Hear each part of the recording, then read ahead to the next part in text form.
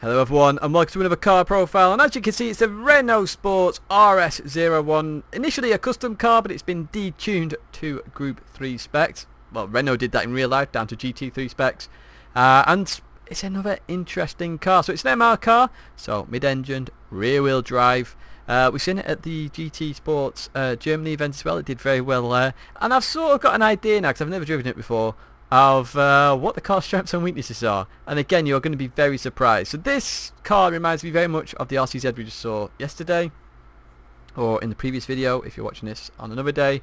And it is a handling car. This is more a handling car than any other car in the game that I've experienced so far in Group 3. So let's go to Brands Hatch and let's have a look at it. So Brands Hatch, our first track. Again, we're looking for optimums, not necessarily fastest lap.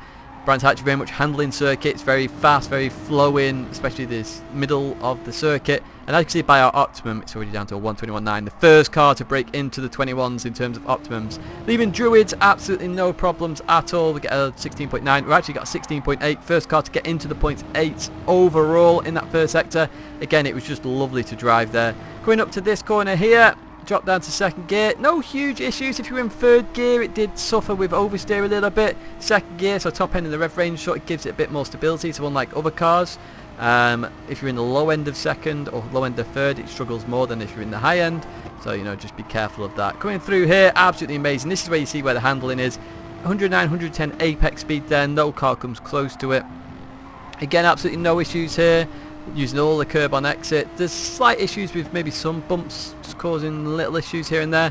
Look at that, 99, 100 mile an hour apex speed there. No car comes close again. I did 100 constant there a few times, and again that's literally just pure handling. And as you can see by sector 4, 19.8, that's the fastest sector 4 we have seen at this circuit. Through the last corner, again slight undulations cause issues, so it did have a little bit of issues occasionally on that last corner. But even so, we've got a 121.910 in fact optimum time, so that's an unbelievable optimum time, the fastest so far that we've seen in Group 3 at Brands Hatch. I mean, I must admit it's going nuts lately with these car profiles and what's happening. So we continue to drag and trail. Obviously this is a very fast circuit. This car isn't hugely fast. It's actually got another gear, believe it or not. It's 7 gears, so maybe good for fuel. I had a bit of an issue there in the braking zone with the curb. Again, slight issues with undulations, so it just gets a little light on that hill and the crest. It then just gets a bit loose occasionally. Again, nothing major. It's very understandable and you can counter it very, very easily. Into this corner here, second gear. Come out of there. The curb just unsettled it a little bit. I'd say slight undulations, curbs do have issues. Now 22.7, not too bad. Sector 1 we've seen 0.5s of course, so it is down, but this is where it flies. Look at this, look at the apex speed, 119 apex speed. What? Like, no car comes close to it, and it doesn't understeer. You just go around, it's just like la di da. Unbelievable stuff. And obviously at Dragon Trail we're testing curbs and stability. So stability at this corner here, again it's got no issues at all really. I spanned once here, but again I try and push the limit, so look straight onto the power, just make sure the angle of steering is correct. We get a 30.5 sector 2. We actually get that down to a 0.4, believe it or not, which is again it's the fastest sector 2 we've seen, and that's just because of the handling.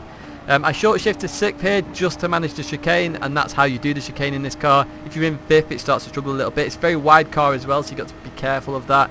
I did crash a few times on the first few laps, as you can see, for 1, 2, 3 and 4, all very high lap times.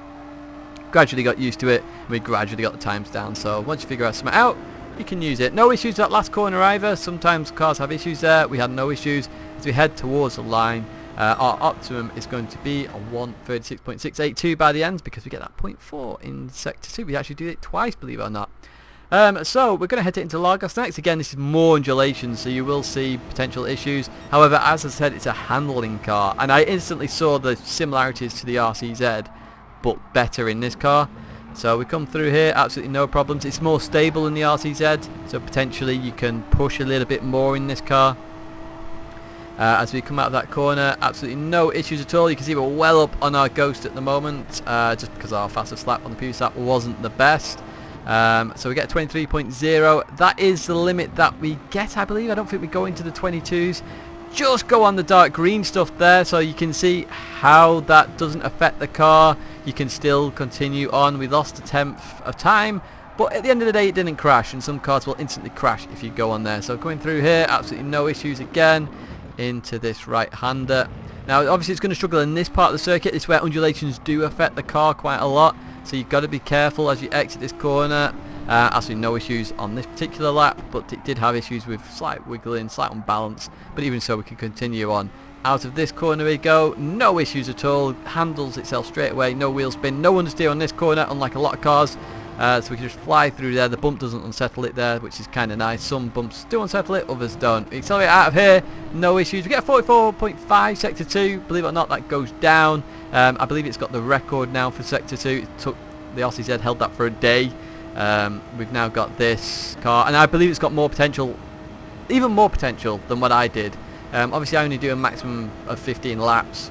It's got even more in there, so we get down to 130.480. I think you're talking 0.2, 0.1, even a 0.044 if you nail a car perfect and really get and understand it. Obviously all cars will improve over what I do, but I can see a lot more potential in this than other cars. So we go to Suzuka, which is a fairly balanced circuit. Obviously Sector 1 is going to absolutely annihilate because again it's a handling car. I mean, coming into here, look how perfect it is. It trail brakes for days again, doesn't mind it at all. You can accelerate out, no issues with oversteer. We had a slight issue in the RCZ. Coming into here now, we're just going to fly. Look at it, just instantly turns in, it grips itself, you can go through the corners. The faster you go, the easier it gets. It does have one weakness on Suzuka though, as we will see shortly. We're on a 158.3 by the way already on the Optimum. Get a 32.8 here, Sector 1. I do believe that's probably the fastest Sector 1 at Suzuka we've seen in all the cars as well.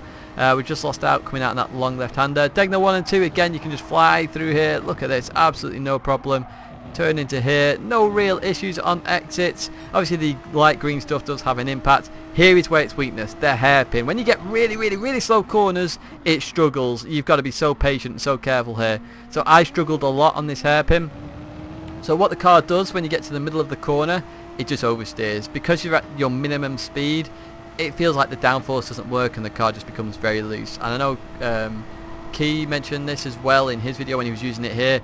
I instantly had this on lap 1 and I was like, wow, how do I stop this? So I did lap after lap after lap after lap because I know there's so much time in this Sector 2. And then I eventually did a lap where you see the Ghost is ahead at the moment, but I had a bit of a moment on the 130R because we're coming up to the 130R and this is the only car in Group 3 I know which can flat it. You don't have to lift. Watch this. What the hell? So I had a slight moment there because I went on the light green stuff, which is why that lap was there.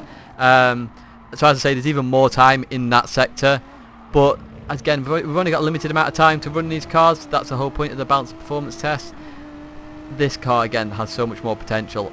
The fact you can flat 130R is unbelievable. And as you can see, our Optimum's at 158.002. So has it done it? Has it gone rank 1? No, it hasn't. Unbelievably, it's 12 thousandths of a second off that top spot. But interestingly, I think it is the faster car, so we'll talk through that now.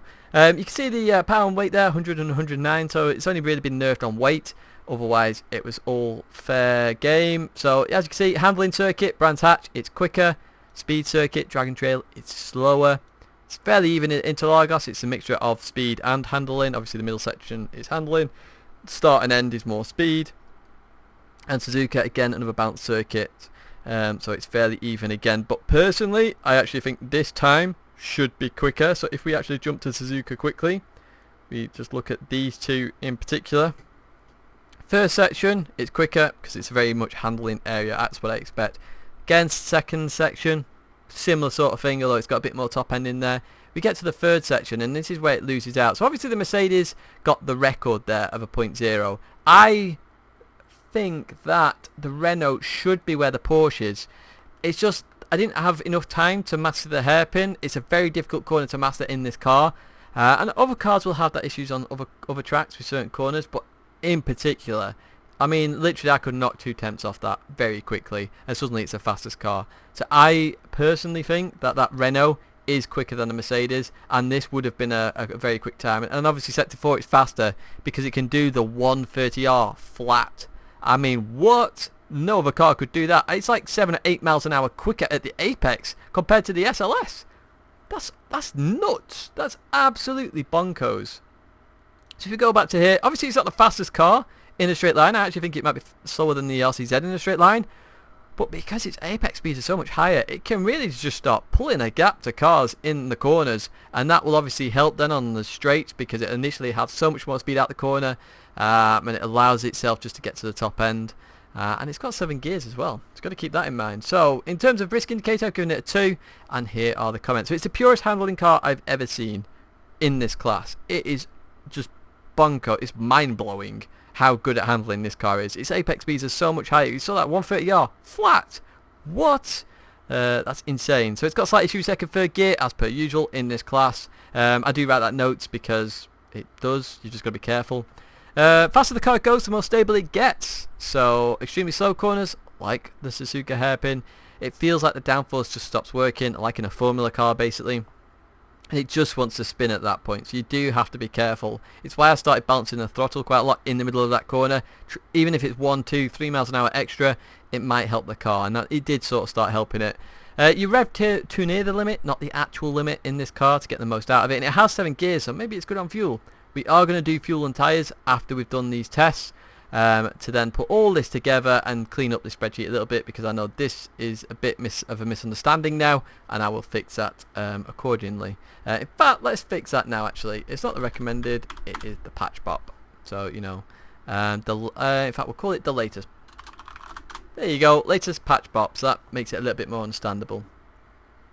So I am also going to make sure that nothing secretly has changed in the background, because it's a bit unusual that we've suddenly got 2 new record holders suddenly here, and we did expect the RCZ to come further down.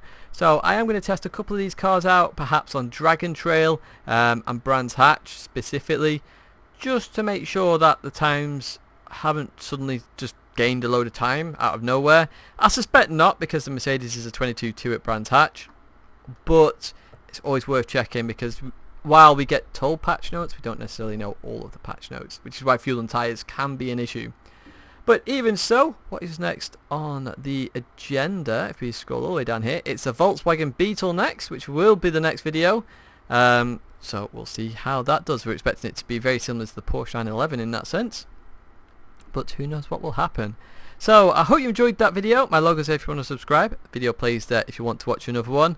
And as I say, I hope you enjoyed that video. Thanks very much for watching. I will see you in the next one.